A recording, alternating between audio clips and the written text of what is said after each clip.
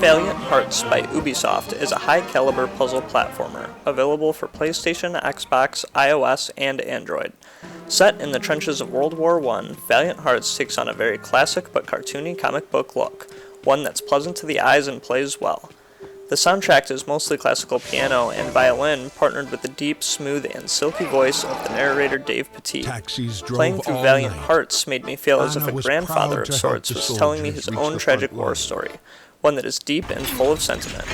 Unfortunately, it's not the puzzles but the design choices and story that kept me interested in Valiant Hearts. The puzzles are often too easy and similar to each other, while the platforming aspects shine a little bit brighter. The puzzles start out at pretty easy and finish at an intermediate difficulty. I never really felt challenged or stuck while working to solve the puzzles, which ended up making them feel more tedious than enjoyable. Usually you are tossing rocks or bottles at items stuck in high places to knock them loose, and then trading those items to NPCs for different items which you need to advance. When you aren't doing any of these things, you're usually rotating pipes to align a certain way, or switching levers in various orders of operation until you find the correct way to proceed.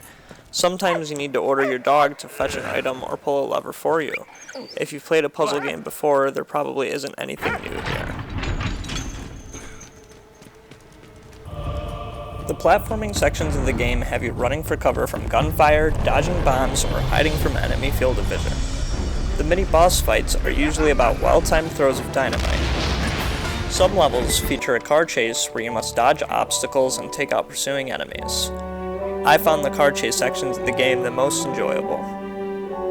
Some levels near the end allow you to drive a tank as well. I did have to retry a couple of the platforming sections multiple times, but the game autosaves pretty close to your death, so it never takes much time to advance past a difficult section. I prefer a little more of a challenge than what Valiant Hearts has to serve up. There is a pretty good amount of collectibles throughout the game, 119 in total. I was able to find 82 in one playthrough. As you progress through each level, you unlock diaries for each character, as well as facts which present you with real photographs and facts about World War I. So if you take the time to read through just a few of these, Valiant Hearts can become a learning experience. Some of these facts are boring, but I also found some to be pretty interesting. I only read a small portion of them myself. Valiant Hearts took me roughly 8 hours to complete. The puzzles at their best are intermediate in difficulty and tedious at their worst. The platforming aspects were enjoyable throughout but failed to really challenge me at any point because the autosave feature respawns you right where you died. The story is touching, and the game's style and art direction helped make the gameplay more enjoyable and overall worthwhile. I give Valiant Hearts a 7.5 out of 10.